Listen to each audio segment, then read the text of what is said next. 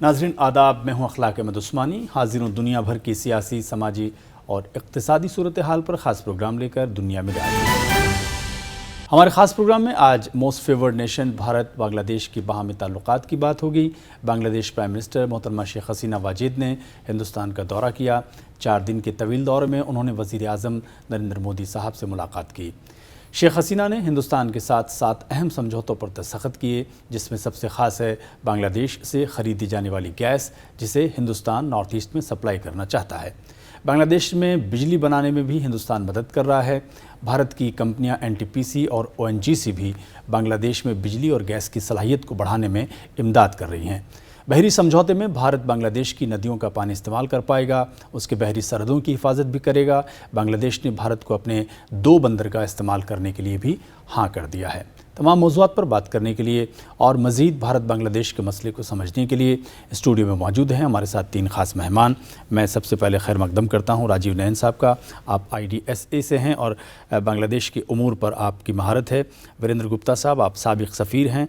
और संजय भारद्वाज साहब, आप मुअल्लिम हैं जवाहरलाल नेहरू यूनिवर्सिटी में। मैं तीनों मेहमानों का खैर मकदम करता हूँ। राजीव साहब, आपसे मैं बातचीत की शुरुआत करूँगा। इसमें हम बड़ी तफसील से चर्चा कर लेंगे कि क्या क्या चर्चा बातें हुई हैं दोनों रईस ममलकत के बीच में, दोनों देशों के हेड के बीच में। लेकिन 4 दिन का दौरा वाकई में इम्पॉर्टेंट है। इतना लंबे दौरे की क्या वजह रही होगी?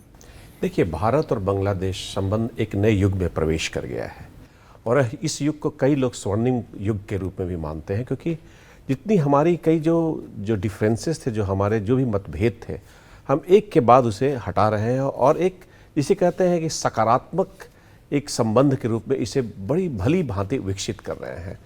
और इसमें आर्थिक भी है, सांस्कृतिक भी है, हमारी सुरक्षा के विषय भी है, हर तरह के विषय शामिल कर रहे हैं। साथ साथ जो आप देखेंगे ज्वाइंट स्टेटमेंट इशू किया गया है, उसमें यह भी बात की गई है कि हम बाहर में ही साथ साथ मिलकर कार्य करेंगे और काफ़ी उच्च स्तरीय बैठकें हमेशा होते रहेंगी। हम शुरुआत करते हैं इसमें जो आर्थिक विकास की बात लेकर, आर्थिक सहयोग की बात लेकर। आर्थिक सहयोग आप देखेंगे तो विभिन्न पहलुओं पर, विभिन्न आयामों पर दोनों देश संबंध बढ़ा रहे हैं। एक तो जिसे कनेक्टिविटी की बात होती है, कनेक्टिविटी की बात देखिए, आज के दिन में जो हमारी एक्ट ईस्ट पॉलिसी का है, उसमें बिना बांग्लादेश के सहयोग के हम जो भी कनेक्शन, जो रोड कनेक्शन हो, रेल कनेक्शन हो, जो वाटरवेज कनेक्शन हो, कुछ भी सम नहीं कर सकते। और इसमें भी हम काफ़ी आगे बढ़ के इनलैंड जिसे कहते हैं वाटरवेज, इस पर भी आगे काम कर रहे हैं। जो भी नए, जो वहाँ पर भी नॉर्थ ईस्ट में जो उत्पाद होते हैं, जो गुड्स बनते हैं और उनको जो साउथ ईस्ट में जाना, साउथ ईस्ट एशिया में जाना है, उसके लिए एक बड़ी भूमिका रहेगी बांग्लादेश की। और कई रोड्स, कई प्रोजेक्ट्स इसमें आ रहे हैं। साथ साथ जो उत्पादन का हम लोग का ट्रेड है, ट्रेड भी काफ़ी बढ़ते जा रहा है और उसे और बढ़ाने की संभावना व्यक्त की जा रही है। काफ़ी देखिए स्टैंडर्डाइजेशन किया जा रहा है। इन सारी बातों पर भी हम काफ़ी ध्यान दे रहे हैं और नए नए क्षेत्र हम खोल रहे हैं। और इन सारे क्षेत्रों में किस तरह से हम सहयोग कर सकते हैं, इसका जिसे कहते हैं संस्थागरण भी, इंस्टीट्यूशनलाइजेशन भी कर रहे हैं कि जहां बैठकर मिलकर और स्किल डेवलपमेंट की भी बात हो, जहां कमी हो रही है वहां पर करें। आपने कहा गैस की बात हो रही है। पोर्ट्स जो है, उस पोर्ट्स में किस तरह से फैसिलिटेशन किया जाए, ट्रेड फैसिलिटेशन किया जाए, इसकी भी बात हो रही है। साथ साथ हम सांस्कृतिक क्षेत्र में प्रवेश करते हैं तो 150वां साल महात्मा गांधी के जयंती का है, वह दोनों देश मिला बात करने जा रहे हैं। साथ साथ ही उनका भी जो मुजीबुर रहमान है, बंग बंधु, उनका भी 100वां साल मनाने जा रही है दोनों देश। 50 साल उनकी आज़ादी की भी बातचीत हो रही है। तो कई क्षेत्रों में आ रहे हैं। सुरक्षा के क्षेत्र में भी जिसे कॉम्प्रिहेंसिव बॉर्डर मैनेजमेंट प्लान हो रहा है, 61 किलोमीटर का जो हमने जिसे लेजर वॉल खड़ा किया है, तो उसके भी जो टेक्निकल पहलू हैं, जो उस पर भी हम लोग काफ़ी आगे बढ़ चुके हैं और इसको 61 किलोमीटर से बढ़ाकर उसे दूर तक लेने जा रहे हैं। इस सारी बातें हो रही हैं, जिसे अब हम कह रहे हैं कि हम ट्रांसेंडिंग स्ट्रेटजिक पार्टनरशिप, एक जो सामरिक संबंध से कहीं दूर, कहीं ऊंचाई पर हम ले जाने की बात है। अभी तक तो हम सामरिक संबंध, स्ट्रेटजिक पार्टनरशिप में ही अपने आप को ढालते थे, लेकिन अब देखिए हम उससे दूर बढ़ने की बात कर रहे हैं। तो ये सारी बातें आगे बढ़ते जा रही है। सुरक्षा के कई सारे सेटलमेंट्स हमने कर दिए हैं और इस बार भी किस तरह से बॉर्डर मैनेजमेंट हो, किस तरह से बॉर्डर हाट्स के माध्यम से हम यहाँ तक कि अपना जो बॉर्डर एरियाज़ का डेवलपमेंट कर सकते हैं, इन सारी चीज़ों पर बात हुई है। साथ ही पहले से भी हमारे जो आर्म फोर्सेज हैं, वो उनका ज्वाइंट एक्सरसाइज हो रहा है, नेवी का एक्सरसाइज हो रहा है, मिलन। साथ साथ आर्मी का भी एक्सरसाइज हो रहा है, बॉर्डर्स उसके कोस्टल गार्ड्स का साथ जो साझा उनका अभ्यास चल रहा है। तो कई तरह के अभ्यास चल रहे हैं। नेशनल डिफेंस कॉलेज में दोनों देश के जो हमारे सैनिक हैं वो साथ अभ्यास कर रहे हैं, साझा अभ्यास कर रहे हैं। जो उनके जो योद्धा हुआ करते थे उनके बच्चों के लिए भी कई तरह की फेलोशिप से शुरुआत की गई है। तो अब देखेंगे कि एक व्यापक संबंध के रूप में दोनों देश एक दूसरे को विकसित कर रहे हैं। वीरेंद्र साहब, क्या हम ये माने कि शेख हसीना साहिबा का ये जो दौरा है ये पूरी तरह से वाटर डिप्लोमेसी पर मुनहसर था? देखिए, जैसा राजीव जी ने बताया, जो इंफ्रास्ट्रक्चर और कनेक्टिविटी में वाटर वेज की बहुत इम्पोर्टेंस है। और जहाँ तक पेंडिंग इश्यूज़ हैं इंडिया बांग्लादेश में, वहाँ पे वाटर शेयरिंग का बड़ा मसला है। तो उसके बारे में लाजमी है कि बातचीत करनी पड़ेगी। आज की तारीख में इंडिया बांग्लादेश के रिलेशंस काफ़ी तरक्की पे हैं। और इंडिया में प्राइम मिनिस्टर मोदी जो कि नेबरहुड फर्स्ट की बात करते हैं और उस पर अमल कर रहे हैं। और बांग्लादेश में शेख हसीना हमेशा जो है वो इंडिया के और उनकी पार्टी भी इंडिया की तरफदारी करती रही है, इंडिया के लिए अच्छे रिलेशनशिप रखती रही है। ज़रूरत किस बात की है कि ये रिलेशनशिप अप्स एंड डाउन्स इतने ज़्यादा नहीं हों और एक सस्टेन्ड लेवल में आगे बढ़ें। उसके लिए इकोनॉमिक कोऑपरेशन की अच्छी एक मजबूत नींव डालने की ज़रूरत है और इंफ्रास्ट्रक्चर कनेक्टिविटी की ज़रूरत है। तो जैसा राजीव जी ने बहुत सारे पहलुओं में हमको आगे बढ़ने की ज़रूरत है और बहुत बढ़ भी रहे हैं। अब ट्रेड के बारे में जैसे बात करें तो ट्रेड में इम्बैलेंस है, हमारा बढ़ा है बहुत पिछले कुछ सालों में, लेकिन बैलेंस की ज़रूरत है।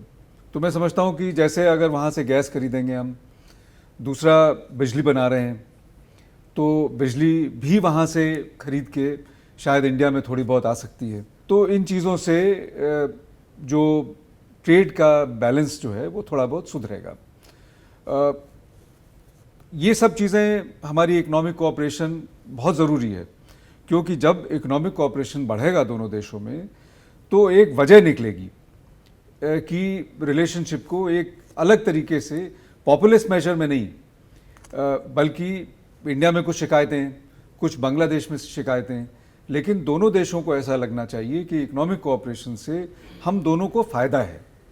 आप जैसे भूटान का अगर जिक्र करें तो भूटान आज की तारीख में साउथ एशिया में सबसे ज़्यादा हाईएस्ट पर कैपिटा इनकम और हाईएस्ट ग्रोथ रेट कंट्री है। और क्यों हो रहा है? क्योंकि वहाँ पे पॉलिटिकल सेंसिटिविटीज़ को छोड़ के और इकोनॉमिक कोऑपरेशन पे ध्यान दिया गया है। इसी तरीके से अगर इंडिया और के जो दूसरे नेबरिंग कंट्रीज़ भी अगर उस मॉडल पे आगे बढ़ें, और देखिए बांग्लादेश आज वेल पॉइज्ड है, बहुत तरक्की पे है, अच्छी बड़ा देश है, बड़ी इकॉनमी है और ग्रोथ रेट कितना 7-8% पहुँच रहा है, इंडिया से ज़्यादा आज की तरक्की रेट है उनकी। तो इंडिया को बांग्लादेश में बहुत ज़्यादा जो है वो ध्यान देने की ज़रूरत है। मेरा ख्याल है कि जितना तक हमने अभी तक ध्यान दिया है उसको पॉलिटिकल नज़रिए से देखा है। पॉलिटिकल इश्यूज इंपॉर्टेंट हैं, सिक्योरिटी कोऑपरेशन इंपॉर्टेंट है, लेकिन हमको इस चीज़ पर भी ध्यान देना चाहिए कि बांग्लादेश का इकोनॉमिक कोऑपरेशन में हमारे लिए बहुत पोटेंशियल है और ऐसा कर सकते हैं जिसमें कि दोनों देशों को बहुत फ़ायदा होगा। जी संजय साहब, शेख हसीना के दौरे पर आपका तबसरा क्या है? देखिए, पहली बात तो जब से शेख हसीना साहब जब से सत्ता में आई है, भारत और बांग्लादेश के बीच में कई अपेक्स लेवल की विजिट्स हुई है, जिसमें प्रेसिडेंट्स की आप ले लीजिए या स्पीकर्स बताइए या प्रधानमंत्री शेख हसीना का ये तीसरा दौरा था। और वैसे शॉर्ट विजिट्स भी रही है, कलकत्ता में भी आए हैं, शांति निकेतन में भी विजिट की है। तो ये बेसिकली अपेक्स लेवल का एक ये दर्शाता है कि भारत और बांग्लादेश के अंदर अपेक्स लेवल पे एक राजनीतिक अंडरस्टैंडिंग डेवलप हो चुकी है। इसका अगर आप पृष्ठभूमि में जाते हैं, शेख हसीना के कार्यकाल से अगर लेते हैं तो 2010 में जब से प्रधानमंत्री शेख हसीना जब भारत विजिट की थी तो दोनों देशों ने एक framework cooperation for framework agreement पे साइन किया था। एक अंडरस्टैंडिंग डेवलप की थी कि लेट अस डेवलप टुगेदर। ठीक है, और उसमें जो भी नीतिगत परिवर्तन आएंगे उन नीतिगत परिवर्तनों को अंजाम दिया जाएगा, और उसमें कई पहलुओं को एक साथ रखा गया था। कौन कौन से पहलू थे उसमें जाने से पहले मैं आपको ये बताना चाहता हूँ कि अगर आप ज्योग्राफिकल लोकेशन बांग्लादेश की देखते हैं, हमारा ईस्टर्न नेबर है, जहाँ पे कहते हैं कि बांग्लादेश इंडिया लॉक्ड है, 3 साइड से इंडिया से घिरा हुआ है, लगभग 4000 किलोमीटर लैंड बाउंड्री है, मैरीटाइम बाउंड्री भी है, और जिस तरीके का जो बॉर्डर है हमारा, उसमें हिली है या रिवराइन है या लैंड बॉर्डर है, मैरीटाइम है, कई तरीके के कॉम्प्लेक्सिटीज़ है। महत्वपूर्ण बात यह है कि बांग्लादेश इंडिया लॉक्ड ही नहीं है, जो इंडिया का जो नॉर्थ ईस्ट है वो बांग्लादेश लॉक्ड है, और ये इंटरडिपेंडेंसीज को बढ़ाता है। तो ये बात समझ में आया कि अगर भारत को नॉर्थ ईस्टर्न रीजन को मेन स्ट्रीम से जोड़ना है और नॉर्थ ईस्टर्न रीजन का डेवलपमेंट करना है, तो बांग्लादेश को भी बराबर डेवलप होना पड़ेगा। और बांग्लादेश को बराबर डेवलप करने के लिए दोनों देशों के बीच में, नॉर्थ ईस्ट को बराबर डेवलपमेंट करने के लिए दोनों देशों के बीच में एक कॉम्प्रिहेंसिव पार्टनरशिप होनी चाहिए। और उस फ्रेमवर्क एग्रीमेंट में कई बातें आई, जिसमें वाटर की बात हुई। वाटर हमने 1996 में गंजेस वाटर ट्रीटी किया था, 50-50% शेयरिंग फॉर्मूला था, लेकिन दूसरे जो इश्यूज उठ रहे थे, जिसमें तीस्ता का इशू एक बहुत बड़ा इशू था, जिसमें बांग्लादेश तीस्ता का पानी चाहता था, और जहां नेगोशिएशंस चल रहा था, एक तरीके की एक अंडरस्टैंडिंग डेवलप हो गई थी कि तीस्ता में बांग्लादेश को जो एक्सपेक्टेड है उससे ज़्यादा हम कोऑपरेट करेंगे, लेकिन उस शर्त पे करेंगे जब बांग्लादेश हमारे कई कंसर्न्स को एड्रेस करेगा, जिसमें सिक्योरिटी का एक बहुत बड़ा इशू था। वहाँ पे north eastern insurgents groups Bangladesh में कैंप्स बनाए हुए थे, और कई तरीके की ट्रांसनेशनल टेररिस्ट एक्टिविटीज़ वहाँ पे बांग्लादेश में हो रही थी। बांग्लादेश की प्राइम मिनिस्टर या सरकार ने उन इश्यूज़ को बखूबी एड्रेस किया, और जो लैंड बाउंड्री एग्रीमेंट था उसको हमने फाइनलाइज किया 2015 में। उससे काफ़ी कुछ हद तक हमारा जो सिक्योरिटी इश्यूज़ हैं, जिसमें हमने एक्स्ट्राडिक्शन ट्रीटी को भी साइन किया, दूसरे जो बॉर्डर जो ट्रांस बॉर्डर जो क्राइम्स होते थे उनको कंट्रोल करने में हम सक्सेसफुल हुआ। तो एक तो सिक्योरिटी का इशू था, बॉर्डर का इशू था। दूसरा जो बहुत महत्वपूर्ण था वो था कनेक्टिविटी का इशू, जिसमें फिजिकल कनेक्टिविटी खास कर थी, जिसमें अभी जो प्रधानमंत्री शेख हसीना आई तो उसमें मोंगला और चित्तागोंग 2 पोर्ट को कहा गया कि 2 पोर्ट पे भारत की गुड्स को आवाजाही दी जाएगी। चित्तागोंग बहुत बिजी पोर्ट है, लेकिन बात की गई कि मोंगला पोर्ट का भी इस्तेमाल होगा, जिसमें भूटान भी उस पोर्ट को इस्तेमाल करेगा, नेपाल भी उस पोर्ट को इस्तेमाल कर सकता है। और यहाँ भी एक जिक्र आया कि अगर चित्तागोंग पोर्ट सक्षम नहीं है तो एक तरीके से एक अल्टरनेटिव एक और पोर्ट, जिसमें सोनादिया पोर्ट भी हम एक डीप सी पोर्ट बना सकते हैं। कहने का तात्पर्य ये है कि जो हम एक बायलैटरल फ्रेमवर्क में देख रहे थे, अब हम एक रीजनल फ्रेमवर्क में देखने लग गए। हम सब रीजनल जो साउथ ईस्ट एशिया, जो ईस्टर्न साउथ एशिया सब रीजन है, उसके फ्रेमवर्क में देखने लग गए। और यहाँ कहा गया कि अगर आप नॉर्थ ईस्ट जाएंगे तो let Bangladeshi go to Nepal जाएं, बांग्लादेशी भूटान जाए। तो एक तरीके से BBIN पे हमने विचार किया और उसको हमने साइन करने का पूरा कोशिश किया। भूटान ने कुछ प्रॉब्लम्स रखा, तो वाटर आ गया, कनेक्टिविटी आ गया, इकोनॉमिक डेवलपमेंट आ गया, सिक्योरिटी इश्यूज आ गए। इन सब मुद्दों को साथ में रख के, और उसमें सबसे ज़्यादा जो काम हुआ, एक ज़्यादा डेवलपमेंट हुआ, उसमें जो प्रीवियस गवर्नमेंट थी, UPA गवर्नमेंट थी, उसकी अपनी कई मजबूरियां थी, कई कॉम्प्लेक्सिटीज़ थी। मोदी जी के पास में एक स्ट्रॉन्ग हैंड था, फुल मेजोरिटी में थे, और वो सक्षम थे, वो करना चाहते थे, उन पॉलिसीज़ को एग्जीक्यूट करना चाहते थे, और उन्होंने इनको सारे इश्यूज़ को एड्रेस किया। और आज बांग्लादेश और इंडिया बहुत आगे बढ़ गए हैं। लेकिन आप बांग्लादेश को दूसरे पहलू भी देखिए कि बांग्लादेश जो एक लीस्ट डेवलप्ड कंट्री था, वो ग्रेजुएटेड हो गया डेवलपिंग कंट्रीज़ में। बांग्लादेश का अगर आप दूसरे क्षेत्र में देखो, ह्यूमन डेवलपमेंट इंडेक्स भारत से भी बेहतर है। बांग्लादेश में जो रेडीमेड गारमेंट सेक्टर है वो देश दुनिया में इतना अच्छा कर रहा है कि जो बाहर के जो कंट्रीज़, खासकर चाइना भी वहाँ के रेडीमेड गारमेंट में इन्वेस्टमेंट करना चाहता है। तो जैसे जैसे बांग्लादेश फ्लोरिश हो रहा है, जैसे जैसे डेवलप हो रहा है, भारत के लिए उतना ही महत्वपूर्ण बनता जा रहा है। भारत और बांग्लादेश के बीच में एक डेवलपमेंटल पार्टनरशिप डेवलप्ड होगी, जिसको हमने कहा कि नेबरहुड फर्स्ट पॉलिसी राजीव जी ने भी शुरुआत की। तो कहने का तात्पर्य ये है कि जो बांग्लादेश का geo strategic and Jio economic significance है वो भारत के जियो economic and geo strategic significance से जोड़ दिया गया, और अब एक ऐसी मैच्योरिटी आ गई जिसमें हमने, चाहे वो सार्क सैटेलाइट की बात हो या सर्विलेंस, जो मैरीटाइम सिक्योरिटी सर्विलेंस की बात हो, या आपस में पानी का, जहाँ पे हम बांग्लादेश को पानी के लिए हम रियायत देते थे या पानी की उनकी समस्याओं को एड्रेस करते थे, बांग्लादेश भी उस कंडीशन में आ गया कि आप फेनी रिवर का पानी हम आपको देंगे, हम आपको, ताकि आपकी आवश्यकताएं पूरी हो। तो कहने का तात्पर्य है कि जो रिलेशंस हैं वो एक मैच्योरिटी के रिलेशंस आ गए, जिसमें जो एक बैरियर कहा जाता है कि बांग्लादेश साउथ एशिया में मुस्लिम मेजॉरिटी स्टेट है, जैसे कि पाकिस्तान मुस्लिम मेजॉरिटी स्टेट है, लेकिन आज भारत के सबसे बेहतर संबंध हैं तो वो बांग्लादेश से है। राजीव साहब, भारत और बांग्लादेश के ताल्लुकात के, तिजारती ताल्लुकात की जब बात होती है तो अब ये सब जगह वाज़ेह है कि जिस तरह हमारा चीन के साथ में ट्रेड डेफिसिट है, बांग्लादेश हमारे बीच में, यानी बांग्लादेश हम पे ज़्यादा डिपेंड करता है। बांग्लादेश के पास ऐसी क्या सलाहियतें हैं, ऐसी क्या उसकी योग्यताएं हैं जिसके बिना पर हम कह सकते हैं कि वो अपने ट्रेड डेफिसिट को घटाकर अपनी जो डिपेंडेंस है हिंदुस्तान पर, उसको वो डिप्लोमेटिकली दूसरी जगह शिफ्ट कर सकता है? ये देखिए, अभी हमने नए युग की शुरुआत की है, अभी शुरुआत हुई है। कई मतभेद थे, कई समस्याएं थी, कई चुनौतियां थीं। अब उन चुनौतियों का हल निकालना है। जैसा भी एम्बेसडर वीरेंद्र गुप्ता साहब ने बताया कि हम है ट्रेड डेफिसिट है, लेकिन हम धीरे धीरे अपने व्यापार को आगे बढ़ा रहे हैं। लेकिन हम केवल देखिए ट्रेड डेफिसिट के फ्रेमवर्क में और उसको ओवरकम करने के फ्रेमवर्क में हम नहीं जाना चाह रहे हैं। बड़ा ही कॉम्प्लीमेंटरिटी का जो रिश्ता है ना, उसे हम विकसित कर रहे हैं, जहाँ देखिए हम उनके साथ मिलकर उनके कुछ लोगों को, कुछ जो व्यक्ति हैं उनको हम स्किल डेवलपमेंट भी कर रहे हैं कि हम दोनों की आवश्यकताओं की, आर्थिक आवश्यकताओं की पूर्ति हो। हम कंपटीशन में उतना नहीं घुसना चाह रहे। थोड़ा सा कंपटीशन तो रहेगा ही, देश के अंदर ही रहता है कंपटीशन, तो जहाँ जनतंत्र है, दोनों देश जनतंत्र हैं, वहाँ थोड़ा बहुत तो रहेंगे ही। तो वो बातें होती है। देखिए गैस में भी जैसे देखिए एक हम नए ऊर्जा के क्षेत्र में एक नए आयाम में प्रवेश कर रहे हैं। हम वहाँ के लोगों को सुरक्षा के साथ, ऊर्जा के साथ जोड़ रहे हैं, और हमारे लोग जाके वहाँ ट्रेनिंग दे रहे हैं।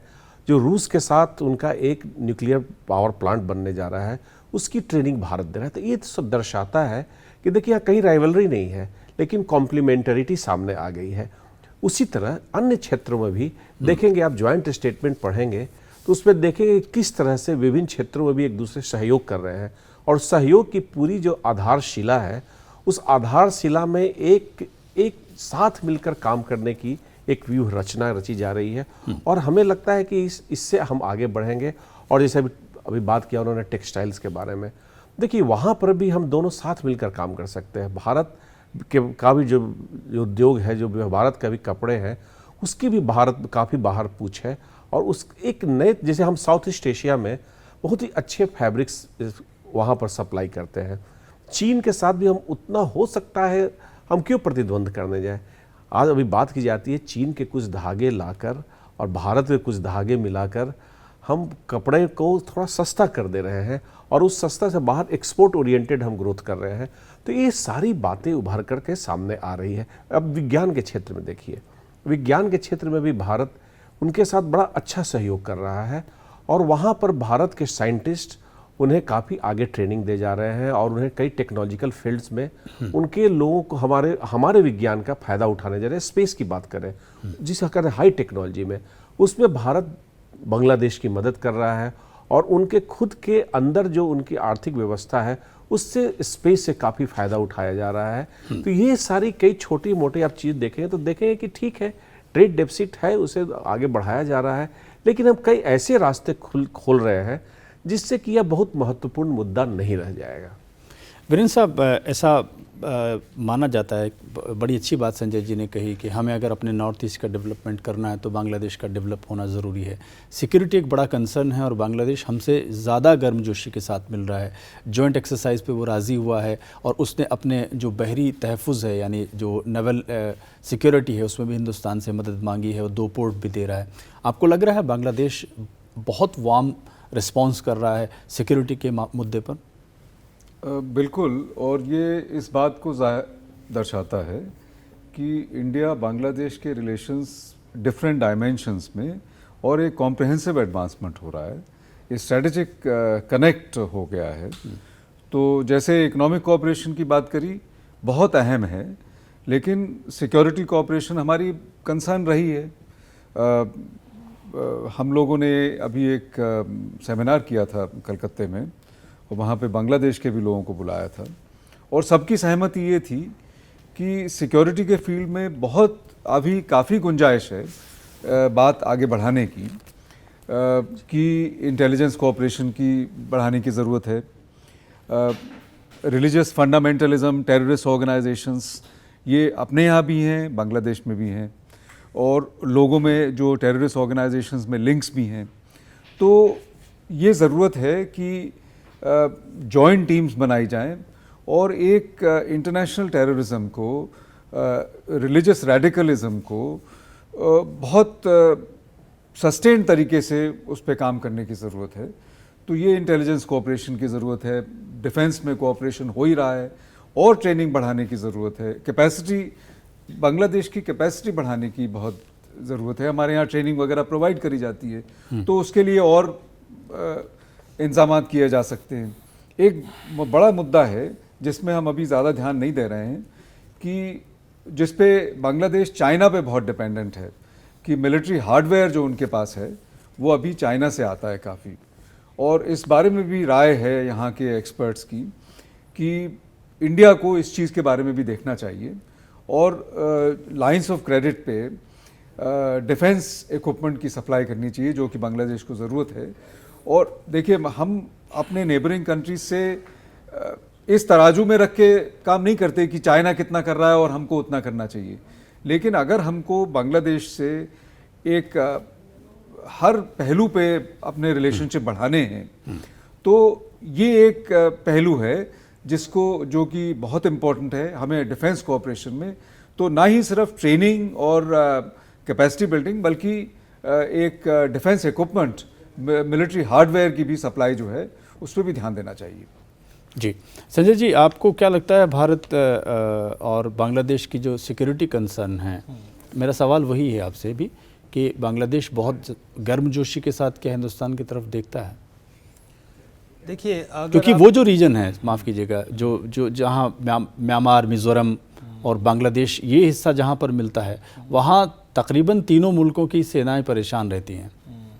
देखिए, अगर बांग्लादेश को, अगर उसका इंटरनल डोमेस्टिक कंस्ट्रक्ट अगर समझना है, तो बेसिकली 3 फैक्टर हैं जो सिक्योरिटी से रिलेटेड है इंडिया की, और क्षेत्र की सिक्योरिटी से रिलेटेड है। पहला है कि वहाँ पे एक रिलीजियस कंस्ट्रक्ट है जो रिलीजियस पॉलिटिक्स करता है, और वो बेसिकली इंडिया को एक डिफरेंट रिलीजन, हिंदू कंट्री के रूप में प्रोजेक्ट करता है, बांग्लादेश मुस्लिम कंट्रीज़ के रूप में। दूसरा एक कल्चरल कंस्ट्रक्ट है जो कहता है बंगाली और इंडिया, भारत एक तरीके के जो कल्चरल वैल्यूज़ में विश्वास करता है। और तीसरा एक और जो पॉलिटिकल कंस्ट्रक्ट बांग्लादेश में आता है कि स्मॉल स्टेट सिंड्रोम, दैट वो इनसिक्योरिटी महसूस करते हैं कि एक हम छोटा देश है। और उसके आधार पे क्या होता है कि 2 फैक्टर्स जिसमें रिलीजियस और स्मॉल सिक्योरिटी सिंड्रोम्स है, वो एंटी इंडियन पॉलिटिक्स को, एक प्लेटफॉर्म को कल्टीवेट बांग्लादेश में करता है। और उससे क्या होता है कि वहाँ पे एक इनसिक्योरिटी का एनवायरनमेंट डेवलप होता है, चाहे वो एक्स्ट्रा रीजनल पावर से आप अलाइंड हो, पहले अमेरिका से थे, अभी चाइना से अलाइंड हो रहे हैं, चाइना के साथ में मिलिट्री और दूसरे स्ट्रेटजिक कोऑपरेशन को बढ़ावा देते हैं, पाकिस्तान के साथ बहुत अच्छी तरीके से वो एंटी इंडियन फोर्सेस थे, अलाइंड थी वो सब, और दी गल्फ कंट्रीज़ के साथ भी। और इस तरीके से अगर माहौल देखेंगे कि 2001 के बाद काफ़ी कुछ तक इनसिक्योरिटी डेवलप बांग्लादेश में हो गई थी, और वो इंडिया के लिए बहुत ज़्यादा प्रॉब्लमेटिक हो गई थी। लेकिन जो दूसरा डोमिनेंट फोर्स है जो बांग्लादेश में हमेशा से वहाँ की जो पॉलिटिक्स को डायरेक्ट करता रहा है, वो है बंगाली कल्चरल कंस्ट्रक्ट, जिसमें अवामी लीग और शेख हसीना जिस ग्रुप को वो करती है। 2 पॉइंट मैं कहना चाहूँगा। राजीव जी से आपने सवाल किया ट्रेड, बैलेंस ऑफ ट्रेड। देखिए, भारत और बांग्लादेश के बैलेंस ऑफ ट्रेड को कम करने के लिए एक एनर्जी सेक्टर बहुत महत्वपूर्ण है।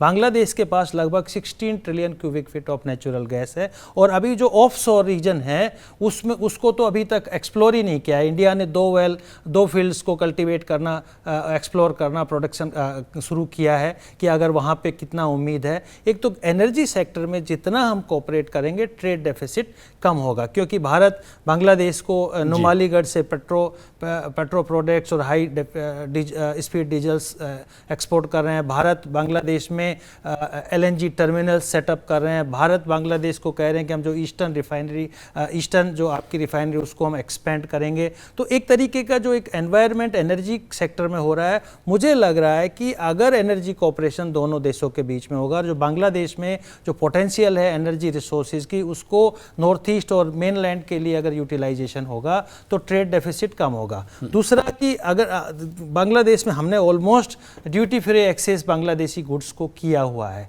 नेगेटिव लिस्ट को हमने जीरो डाउन कर दिया गया है। साथ ही साथ लेकिन कंपटीशन अभी भी है, बहुत सारे जो नॉन टैरिफ बैरियर्स हैं दोनों देशों के बीच में, आई थिंक उनको मिनिमाइज करने की ज़रूरत है। तो पॉलिटिकल सिक्योरिटी और जो पॉलिटिकल इकोनॉमी दोनों ही एस्पेक्ट्स बहुत महत्वपूर्ण है, लेकिन बांग्लादेश बड़ा स्मार्टली प्ले कर रहा है। मैं आपको बताता हूं कि जहां पे पॉलिटिकल सिक्योरिटी इश्यूज़ को एड्रेस करने का ग्लोबली या रीजनली अगर करने का इशू आता है तो भारत बांग्लादेश और अमेरिका और वेस्टर्न वर्ल्ड की तरफ देखता है कि UN में भी उनके इश्यूज़ को एड्रेस किया जाए। जहां पे बांग्लादेश को पॉलिटिको इकोनॉमिक इश्यूज़ को एड्रेस करने की बात आता है तो वो देखता है चाइना की तरफ और जापान की तरफ कि इन्वेस्टमेंट आए। अभी आप देखिए लगभग $22 बिलियन का इन्वेस्टमेंट का चाइना प्रॉमिस किया। हमने largest line of credit Bangladesh को दिया है, $8 बिलियन दिया है, जिसमें सर ने एक बहुत बड़ा सवाल का एम्बेसडर साहब ने कि हम उसमें कुछ मद